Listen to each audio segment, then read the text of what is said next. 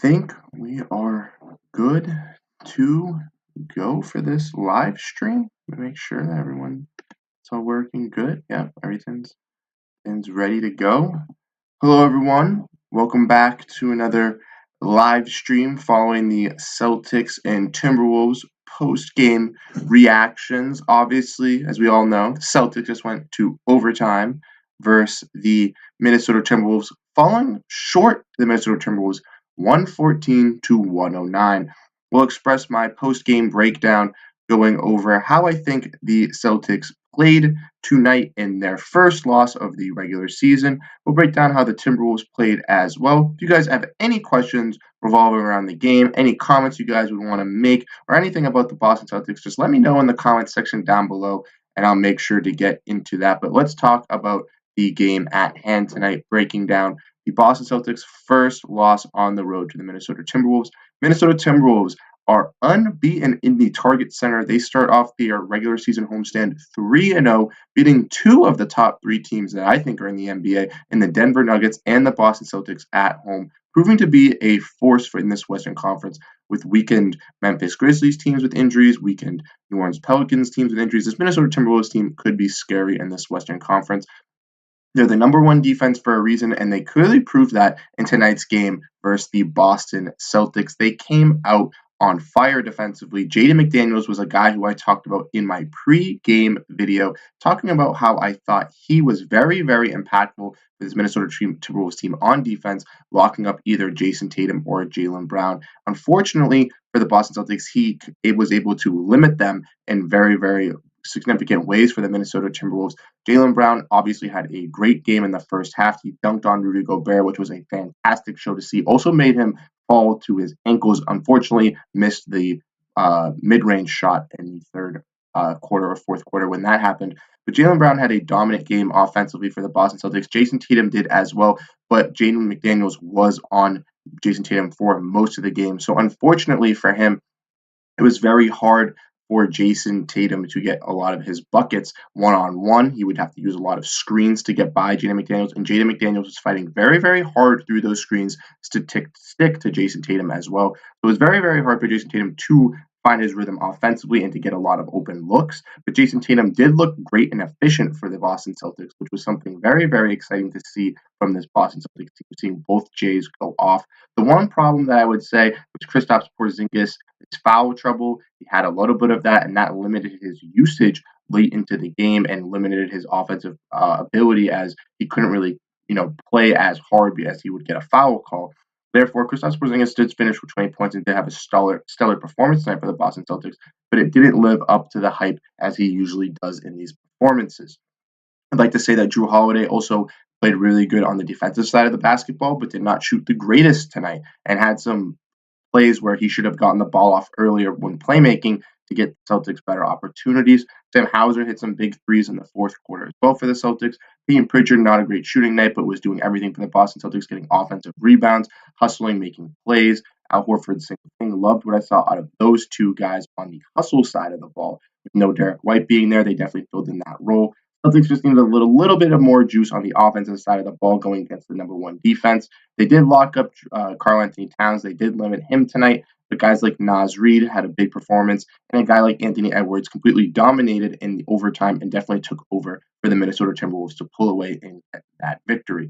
JoJo sends a sad face talking about how they are upset with losing. I definitely agree with you on that. And Rob says that was a pathetic showing by the C's. We could have won that. Too many missed free throws and a lack of fight of energy from the bench. There are situations we got KP for and we didn't need, and we didn't get to him when he was needed. I really hope White is back in the next game. We need someone to settle us down and get us in our spots when push comes to shove. Drew was great on defense, but didn't get us an organized offense. PP2. I totally agree. I definitely think that they are missing Derek White to kind of get them set into that offense and get them ready to go. Derek White has proven to be one of the better playmakers for the Boston Celtics, truly being one of their most consistent players on the offensive and defensive side of the ball. I definitely agree that they did miss too many free throws. We've seen that in some of the games in the regular season already where they've been lackadaisical on free throws. I don't know if that's just a Celtics thing. I don't know if they don't work on it in practice. That's definitely something that definitely needs to be shown in these practices, as we need to see a little bit more life out of the free throws. I definitely agree that there was no lack of fighter energy from the bench. Defensively, the team looked a little bit sloppy at some points as well, kind of playing careless, making some mistakes. Not really the biggest things that you would want to see at a Celtics team. In the second and third quarter, especially, it seemed like this was very sloppy basketball from both organizations, just going back and forth with just missed plays, missed fouls, just not enough, key players making key moves. And tonight, honestly, the Boston Celtics did have guys like Jaylen Brown and Jason Tatum show that they were effective for the Boston Celtics, but no one else, mainly besides the Jays, proved to be a top player for this team.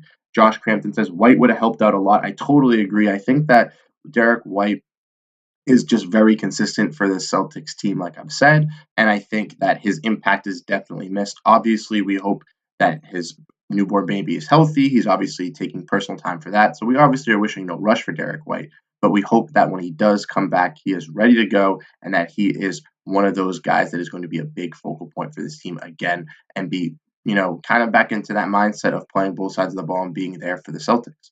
Rob says, didn't like Missoula not using his timeout on the last shot. That JB shot was pointless. We had one spare timeout. We could have run a play off the timeout since the timeouts would reset in OT anyways. Bad loss. I totally agree. I think that Joe Missoula definitely should have taken the timeout there for the Boston Celtics, gotten them to regroup off of that. They believe they had 12 seconds, to run a play. They easily could have gotten it and gotten something down to get ready. But the only thing is, I think that Joe Missoula wanted to, kind of take off of them thinking that they would take a timeout. He wanted to take care of that advantage, kind of work on the fast break.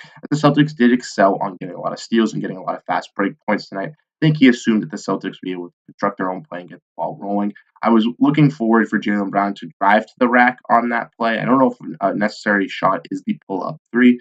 Definitely would have liked to see him drive, try to get a foul at the rim, as there were a lot of foul calls at the rim in this game from both sides on the ball. Regardless if you thought they were fair or if you think they weren't fair, there were a lot of calls at the rim tonight. A lot of players were in foul trouble. The Boston Celtics had tons of them. So did the Minnesota Timberwolves. Karl-Anthony Towns did foul out. Anthony Edwards was very, very close. So this was a very, very, very physical game of basketball tonight between the Boston Celtics and between the Minnesota Timberwolves. And it was a great matchup that we got to see. Obviously, the Celtics have been dominant in their first 5 games. And even though in the Knicks and the Heat games, they were close and down to the wire, nothing had been like this game, back and forth, runs on one side of the ball, runs on the other side of the ball to bring the teams back in. This was the best game of Celtics basketball that we've gotten to watch from a competitive standpoint. Not saying that the Celtics got the best outcome, obviously, tonight. But this was the best competitive standpoint that we've gotten. The best offense, of course, the best defense in the NBA, and honestly, a true spectacle of a basketball game that we got to watch as Celtics fans, even though the Celtics did lose. It was a fantastic performance of a game, and hopefully we get to see the Celtics learn from this loss, learn to prioritize slowing the game down and actually prioritizing a play at the last shot at the game, and to be able to work this out for the upcoming games. They have a game on Wednesday versus the Philadelphia 76ers.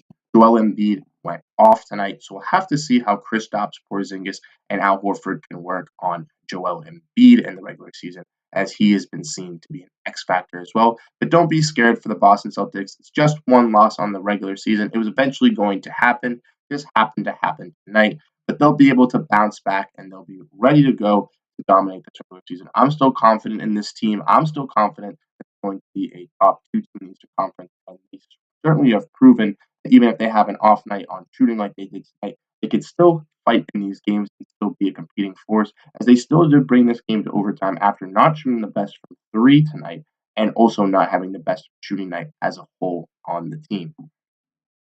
Let me know what you guys think, though, in the comments section down below. Do you guys think that they needed to take a timeout? Would you guys change anything for tonight's game from the Boston Celtics? Was there anything that you guys would have liked to see? Speaking on the bench, another point that I would like to make is I talked about how in my pregame video that O'Shea Brissett was going to be hurt for tonight's game and how he was questionable. He was back and was able to play but got no minutes. I think the Celtics had prepared that O'Shea was not going to be playing in tonight's game.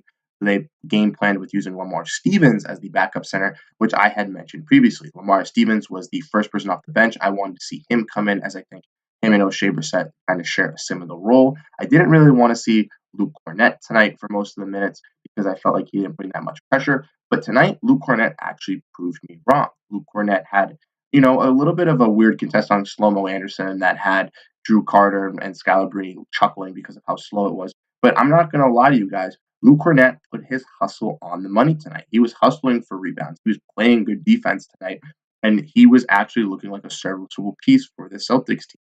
And I was very, very excited to see what I saw out of him. Obviously, we haven't seen Neemias Queta yet this whole season, as he's still, dealing with his right foot soreness. But hopefully, when we get to see Neemias Queta come in as well, we'll get to see him compete alongside Luke Cornett, and we'll get to see how they typically will compete for a backup center spot, and we'll get to see who gets that job. I think it eventually will happen, but not against a Minnesota team that played bad. So many turnovers and had a lot of foul trouble. In my opinion, I'd rather we started really strong and saved that first loss. Yeah, it's tough, Rob. I know that it's a Minnesota team that a lot of people aren't really that high on, but Anthony Edwards is excelling. He's proving to be a top player in the NBA. Jaden McDaniels is one of the, if not the top wing defender in the NBA, one of the best wing defenders in the NBA. Definitely be an all defensive team candidate alongside Drew Holiday and Derek White. So he's definitely deserves his flowers.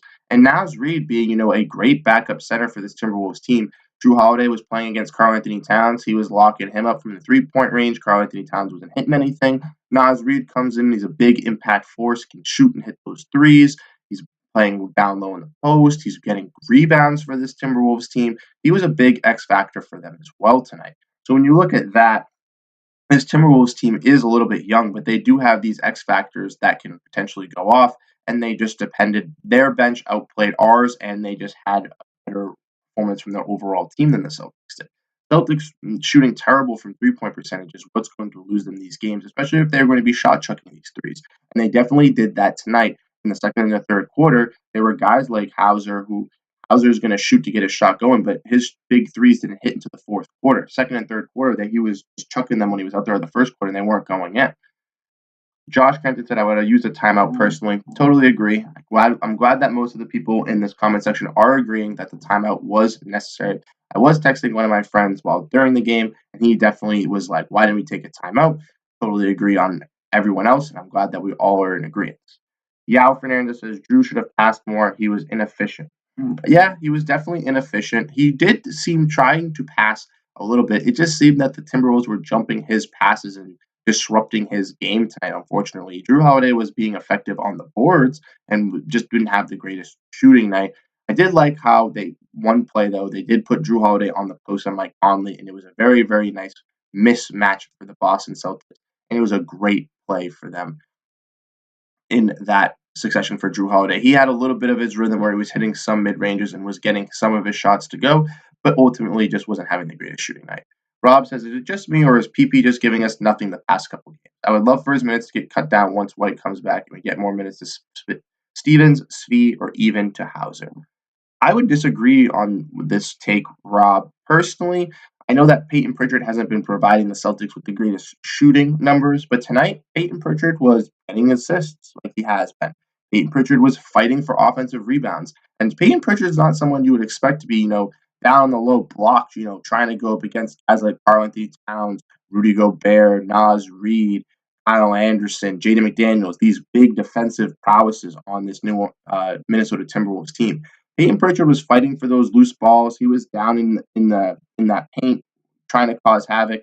And some of these nights, he's not going to be, tailored to shoot the ball most of the time. He's going to be forced to be a playmaker, be forced to be a force on the stats that you don't really see. And I think he was kind of trying to embody that Derek White role tonight, similar to Al Horford. They're just kind of the glue guys trying to do everything and help out with the team and try to give the team success, mainly playing into their three stars of Jason Tatum, Jaylen Brown, and Kristaps Porzingis to be the main scorers. Let me know what you guys think, though. Do you guys think that the Celtics will be able to take down the Philadelphia 76ers when they play them on Wednesday night? It should be a tough battle. Two of the top teams in the Eastern Conference going at it again. We will have another video going out tomorrow talking about Celtics news, and then we will have a video pre-gaming the game. And then on Wednesday, I'm thinking of possibly doing a watch-along game for the 76ers. So let me know if that would be something that would interest you guys in the comment section down below. We go live straight when the game starts instead of after the game. We can talk live. I can answer your guys' questions live. We can break down the game, and we can just have a good old time hanging out, watching the Boston Celtics as one family. Let me know what you guys would think of that in the comment section down below, and I'll let you know if we're going to be doing that instead or if we're going to be doing a post game. But if everyone would rather do the watch along, I think watch along will be better for everyone included. So let me know what you guys think in the comment section down below. Sadly, the Celtics do lose their sixth game of the regular season. They do come out 5-1. They're still atop the Eastern Conference, even though they did lose to the Minnesota Timberwolves tonight, 114-109. I'm Bruce Velez. Thank you guys so much for tuning in to this little post-game stream. I know it was a little bit short tonight, but there's not really much to talk about, and the Celtics did lose, so not everyone is in the happiest spirits. I can totally understand that. We'll be back to break down more Celtics content. So if this is your first time tuning in, make sure to hit that subscribe button and join the Celtics Digest family. I'll catch you guys in the next live stream and next video. Thank you guys so much, and peace out, Celtics fans.